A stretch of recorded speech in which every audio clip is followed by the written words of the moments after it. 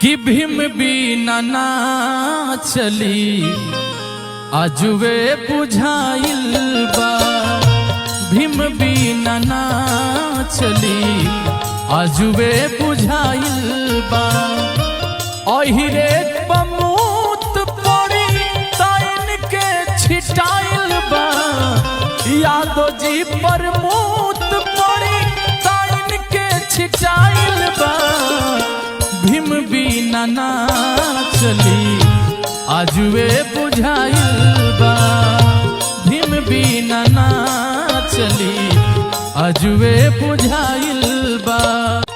एक नेताजी ने कहा है कि ब्राह्मणों का काम है पूजा पाठ कराना, अहिरों का काम है भैंस दूहना चराना, लोहार का काम है हंसुआ खुरपी बनाना, कुम्हार का काम है मिट्टी का बर्तन बनाना, मौर्य का काम है सब्जी उगाना।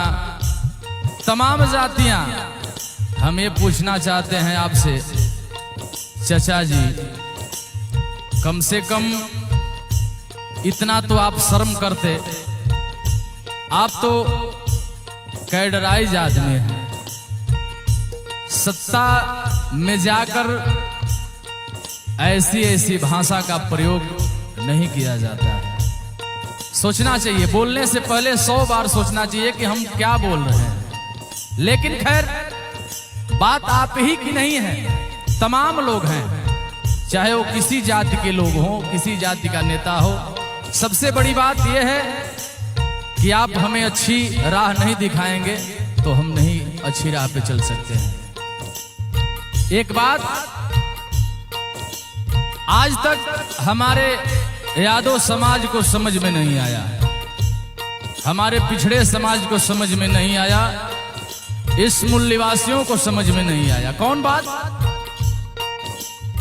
कि भैया अखिलेश के कुर्सी धोवाइल, आज ले यादव जी के नहीं बुझाइल।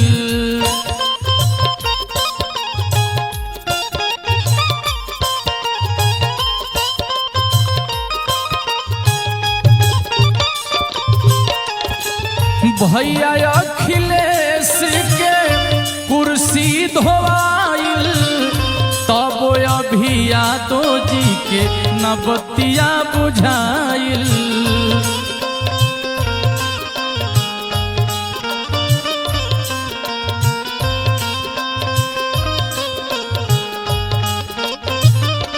कौन बात? कि हमहु बानी सुधरे बतिया, अरे नहीं जनाइल बा। हमहु बानी सुधरे बतिया नहीं जनाइल बा। भीम बिना ना चली आजुवे बुझाइल बा। भीम बिना ना चली आजुवे बुझाइल